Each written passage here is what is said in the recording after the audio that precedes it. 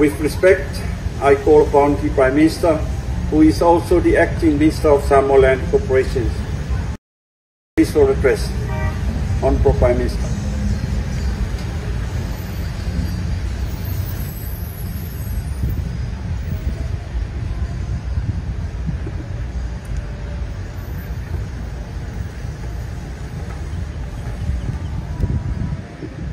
Lau sungai cai il samninga, lau sungan uam salas yosi si teia. Lau fionga sui parmia, ma fionga i minsta o caponeta, lau fionga i fongfitelai, fionga minsta lango, ia sui mamalu o mautafono Samoa. Su mai lau fionga i komisinisili o maro New Zealand, ia a fio faurulunga o mtangarwenga mfalaputonga malo.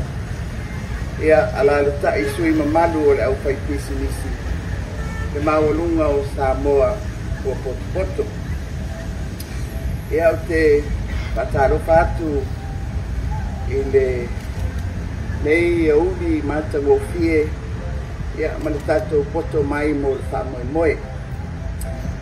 E manatu o lea ua whamua le tauranga sa i le tua o whawai ai Samoa. Ua foi i ati maria le lupe tua mafa le tua. Na whiri malai tutofi o Samoa. O lona nganga pa ia lea ua tua au e tai au male aso. Paafitai i whaiva o leo si taulanga le tua. Ua ia whapa ia ina ai le nei aso man whamoe moe. Tau ina ia whaatumuina i le tua la utu. A wala na whe au male bala wina. O te leto e whalo ina le awhaloloa a tau tai o le vasta a tau potu. Pe to e tau whaafuruina le pasina. Pe tau la e ina fo i le maa o Sofia le tau tai no whawaa. I pa ia mamamalu o Samoa. O te taitonu o Samoa le atunu ua o na pailango. Uma o na mamanu whaatiti o te mali. Susu i fōi whaatiu masala sala tau sala. Ma whawhatu whaapare la e o tupu o na upu. O lea o te whaatu no watu i le paia o Samoa ua awhia. O le aunga o aute o le aso. O le tae au mua. E tala aloa ia le amatanga o ngā ruenga mo le whausia o le tātou mākiti fōu. I lona nofo anga tuai i Savalalo nei. Ua loa tau sanga ua tāpena mai le nei wha moe tāua. A le nei ua ta oto a tāta o tau lei. Ia, ta oto le lafonga i le whai ngā mālo o mawai. Ina ia whausia le nei mākiti sono nofo anga fōu i songi. Peitai. Ua ae si tō whāma sa whinangalo i le whainga mālo i le nei vai tau. I lana sida mamau. E alanga tau. Ona to e whausia le maketi Savalalo. I lona nofoanga tuai. Ua masani aina i o tātou tangata. E pei ona tātou mōri mawina i le nei aso. O mafuanga utu. Ia whawhai ngōwhie le whalaua inga o Oloa. Ma ia tau ngōwhie le au nanga i le mamalu o le tātou atunuu.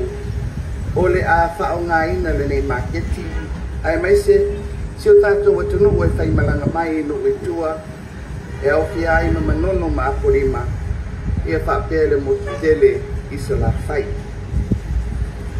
O le atoanga leo le manu lauti. Ia whawhai ngōwhie.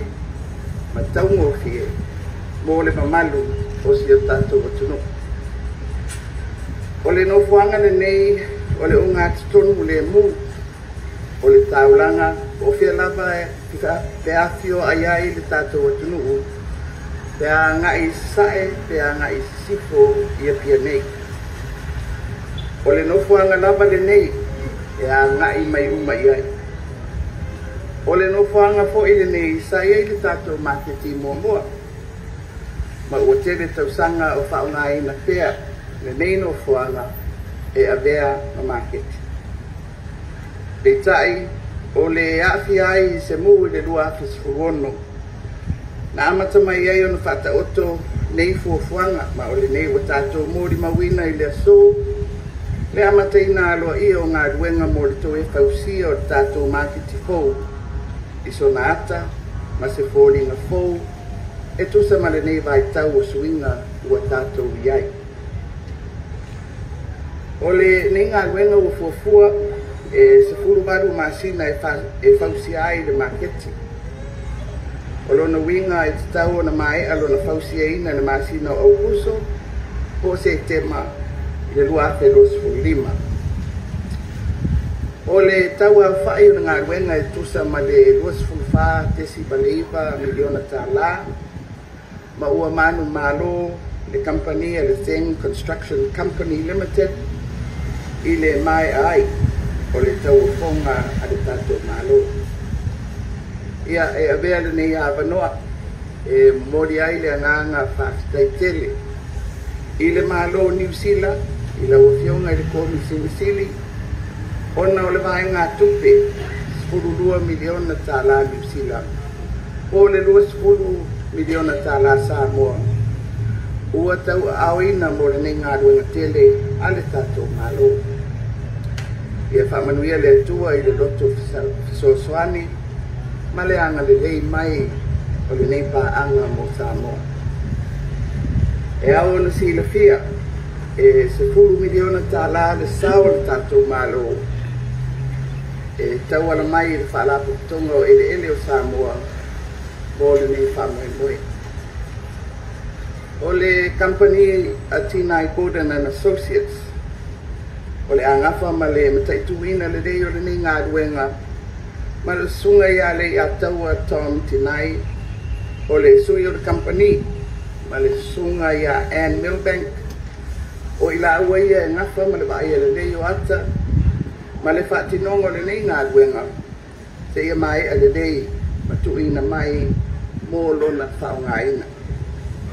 Ia o le tatalo ina ia sila mai fo ngā lofa o le atuanga le rei ma ngā lofa ma whaamanuia e nei ngā ruenga tele le tātou malo awa se manuia mo Samoa mo na tangata whapea i lato uma o le a whaongaina le nei maketi awa ma se mala e afe a i afe le tua o Samoa e ato ai tino le nei whaamoe ia whaamanuia le atua i au lau whanua, i au tangata, i au paanga malau lumana i manuia.